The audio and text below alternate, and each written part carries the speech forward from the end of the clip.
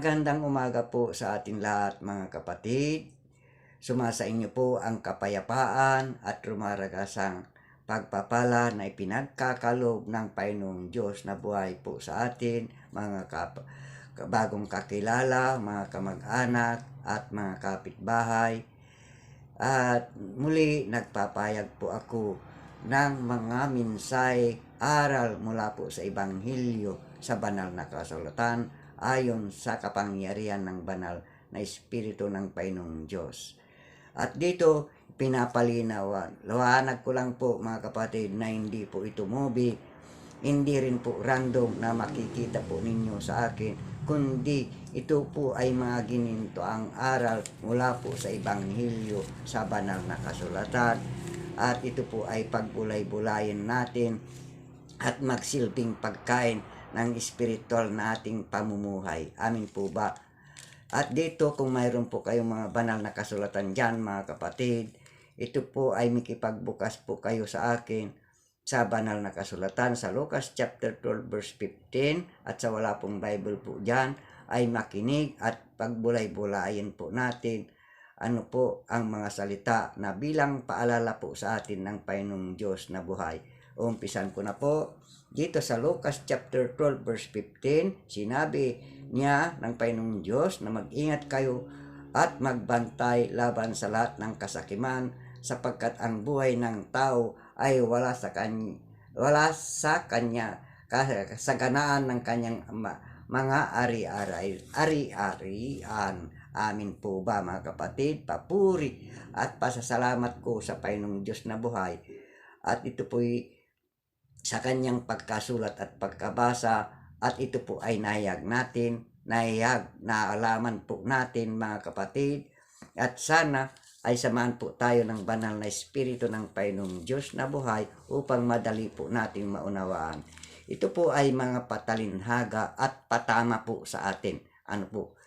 Sa ating mga pag-uugali, at nagre-reflect po dito. Hindi nyo po ba napapansin na sa inyong mga lugar o sa bayan, marami pong nagtatayuan mga negosyo, maging sa inyong lugar po ay mayroon pong mga tindahan po dyan na ating makikita po. Ano po mga kapatid? Dyan po ang mga tindahan po yan o mga negosyo, sila po ay nagpapatubo ng malaki, at doon po na nanaig po ang kasakiman, ano po, ang mga tao, ano po, na kung minsan nawawala na po sa kanila ang pakikipagkapwa-tao. Ano po mga kapatid?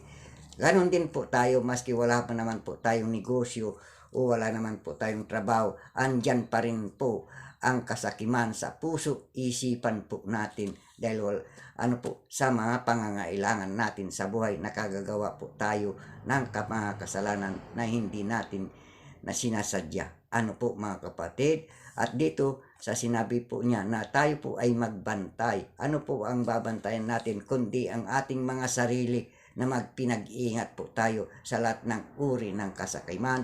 At dito mayroon pong isang kwento mula po sa ating tinatalakay na talata, dahil sa isang mayaman at ang Panginoong Diyos. Dito po pagbulay-bulayin po natin kung sino ang mga mayayaman. Ano po mga kapatid? At dito mayroon pong isang mayaman na marami po siyang ari-arian, at pagdating ng anihan ay napakarami po niyang inani, mga palayman o mga kinita siya sa kanyang negosyo. Ganito po yun. Ito po ay sa kanyang kagalakan na nakikita din po niya ang kanyang lumang kamalig na maliit, at dumating ang kanyang mga inani, at doon sa kanyang pagbulay-bulay, sa kanyang pag-isa, ay gigibain ko ang aking lumang kamalig at magpapagawa ako ng bago na mas malaki, at doon ko ilalagak ang mga inani ko. Sabi po niya sa kanyang pagbulay-bulay sa gabing iyon. At dito, doon sabi niya doon po niya ilalagak ang kanyang mga inani, at sabi niya sa kanyang sarili, hindi na siya magtatrabaho, bagkus siya po ay kakain, uminom, magsaya, at sa palagay niya hindi na niya ito maubos sa habang panahon dahil sa dami. Ano po? Sinabi ng Panginoong Diyos na sa kanya sa gabing iyon, hangal sa gabing ito ay kukunin ko ang iyong kaluluwa at kanino mapupunta ang mga bagay na inihanda mo. Doon po nagtatapos ang kwento ng patalinhaga na pinagkalob sa atin ng Panginoong Diyos. Ano po mga kapatid? Kaya sa atin po kasalukuyang panahon mga kapatid, marami po ang mayayaman. Ano po? Wala ka namang pang-9 sa pier sa bangko, wala din ka pa rin negosyo, mayaman ka pa rin po. Ano po? Naintindihan po ba natin? Mayaman pa rin po. Dahil sa ating mga pag-uugali, kung minsan halos hindi po natin pansinin ang mga paanyaya ng mga kaibigan po natin na dumalo sa gawain ng Panginoong Diyos. Tama po ba o mali po? Mas inalala ng mga tao na sila po ay magtrabaho baski sa araw ng linggo o sabat o araw ng Panginoong Diyos. Mas kiyayain mo sila ay nandun pa rin po sila sa labas at sila po ay nagtatrabaho at nang hinayang po sila sa kikitain po nila. Kikitain po nila mga pera upang siya po panghanap buhay po nila. Malinaw po ba dahil nakikita na po ba ninyo kung sino ang mayaman? Ano po mga kapatid? Tayo po ang mga yon. Ito po example lamang po ng Panginoong Diyos na buhay dito po sa banal na kasulatan.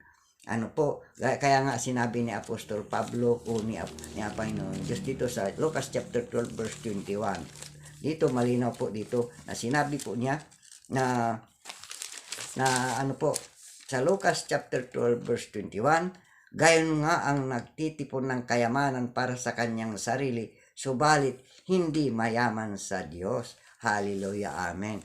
Yun po ay naibatay po sa kalagayan ng isang tao. Ano po, na sinabi din sa ibang talata ng Panginoong Diyos, ano po, makamit mo man ang anumang karangyaan sa buong mundo o sanlibutan ito, kung ikaw naman po ay malayo sa Panginoong Diyos, ikaw ay baliwala din. Ano po mga kapatid, malinaw po yan na sinabi ni Apostol Pablo dito sa Lucas chapter 12 verse 21. Nag-aalala po tayo sa lahat ng bagay, pag untindihin po ninyo, mas mahalaga po ang buhay kaysa ano pa mang kapangangailangan natin. Ano po mga kapatid, tandaan po ninyo ito at pagbulay-bulayan. Ano po mga kapatid, at ito po ay nababalisa po tayo sa ating mga kailangan. Tama po ang sinabi na sa verse 22. Dito po ako magpahig uli-muli sa mga aral na sa Lucas chapter 12 verse 22, huwag kayong mabalisa sa inyong buhay kung ano ang inyong kakailanganin o sa inyong katawan kung ano ang inyong isusuot. Hallelujah, amen mga kapatid. Ito po ay propesya na ating binabasa at inahatid po sa inyo na mas pinahalagan ng mga tao ang kanilang hanap buhay o kakainin. Tama po, ano po.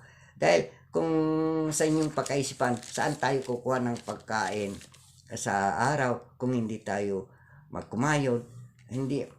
Saan tayo kukuha ng pera na pambili ng ating makakain? Alam po ninyo, yun po ang katwiran ng mga tao na halos pinagbawalang liwala po nila ang salita ng Panginoong Diyos. Alam po ninyo, habang kabataan po ninyo ay halos hindi po ninyo pansinin ang aral at ibanghilyo ng Panginoong Diyos at maging sa paanyaya po sa inyo ng mga kaibigan na dumalo sa bahay sinagoga. Dahil pagdating ng araw mga kapatid, igupo ka rin po na inyong kainahan at ikaw po ay mahiga sa mga sakit karamdaman. Sino ngayon ang ano po ngayon ang saan ka kukuha ngayon ng pagkain mo? Dahil maliwanag po ang sinabi ng Panginoong Diyos. Ano po? Dahil hinang-hinayang ka, dahil matutulad po kayo sa isang mayaman na binanggit po dito sa isang kwento. Huwag po kayong magmalaki po. Ano po mga kapatid? Yun po ang lagi kong pinapaalala ko po sa lahat po dahil sa ating mga pagkabalisa at pagkabagabag ng ating mga puso't isipan, ng ating konsensya. Ano po? mas alalahanin po ninyo ang salita ng Panginoong Diyos na isa pamuhay po natin na pagdating ng panahon, mga kapatid. Kapag ikaw ay hindi na makapagtrabaho, kundi ilagak mo ang lahat ng iyong kakayahan dito sa banal na kasulatan, ang kanyang salita at pangako. Nawa, mga kapatid, ito po ay makatulong sa inyo. Dito sa verse 20, Lucas chapter 12 verse 23, sapagkat ang buhay ay higit kaysa pagkain at ang katawan ay higit sa damit. Higit sa damit. Amin po ba? Hallelujah. Na sana ay maintindihan po ninyo at maunawaan ang aking pinapayag na tayo po ay magbalik loob. Huwag po nating pairalin ang ating mga prinsipyo. Ano po? Dahil mayroon pong Panginoong Diyos na nakakaalam po sa atin lahat po. Ano po, mga kapatid? At dito sa Lucas chapter 12 verse 25, sino sa inyo na sa pagkabalisa ay makapagdaragdag ng isang oras sa haba ng kanyang buhay? Hallelujah, amen. Ito po ay malinaw po, mga kapatid, na kanyang binanggit ng Panginoong Diyos na mapapahaba po ba natin ang ating buhay sa ating pagkabalisa? Ano po? O ating mga pagkakain? Ano po? Alam ng Panginoong Diyos ang mga pangangailangan natin at tayo po ay lumapit po sa Kanya, mga kapatid. Kung mayroon naman po kayong karamdaman at sakit karamdaman, mga kapatid, ito po, kung mayroon po kayong pera po dyan, ay bumili kayo ng pagkain. Ano po, mga kapatid? Dahil ano po, yun po ang magsilbing pagkain at protection po ninyo sa inyong sarili. Paano po ninyo lalabanan ang sakit karamdaman kung konti-konti lang ang kinakain po ninyo? Ano po? Malinaw po ba?